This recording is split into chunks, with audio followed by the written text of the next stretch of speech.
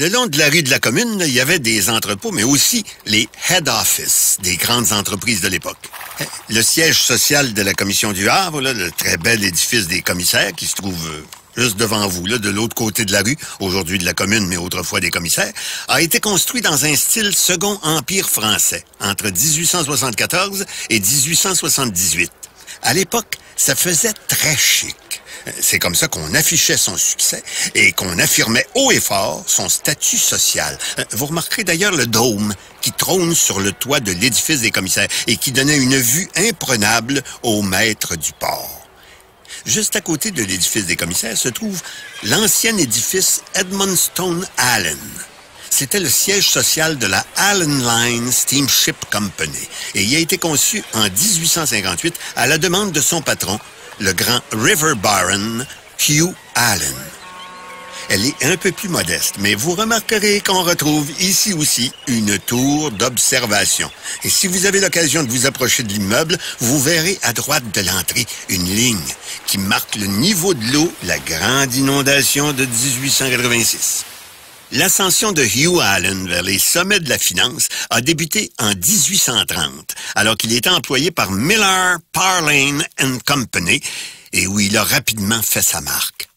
La compagnie a évolué, son frère cadet s'est joint à la compagnie et avant longtemps, Hugh Allen est devenu l'homme le plus riche du Canada. Et du haut de sa tour, il gardait un œil, toujours le bon, sur les activités portuaires et les allées et venues des 22 bateaux à vapeur de son entreprise.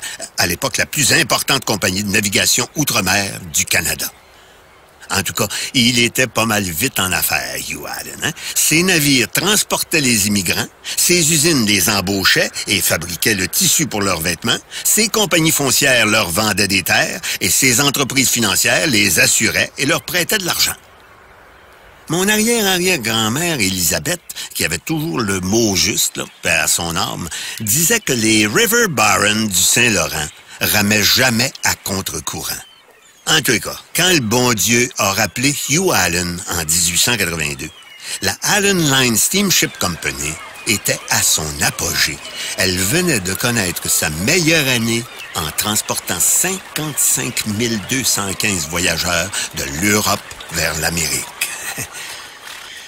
Bon, et avec ça, mes amis, on jette l'ancre et on quitte le fleuve du temps pour s'amarrer au présent. Cette petite virée-là à travers l'histoire des quais du port de Montréal touche à sa fin. Alors j'espère que vous avez apprécié.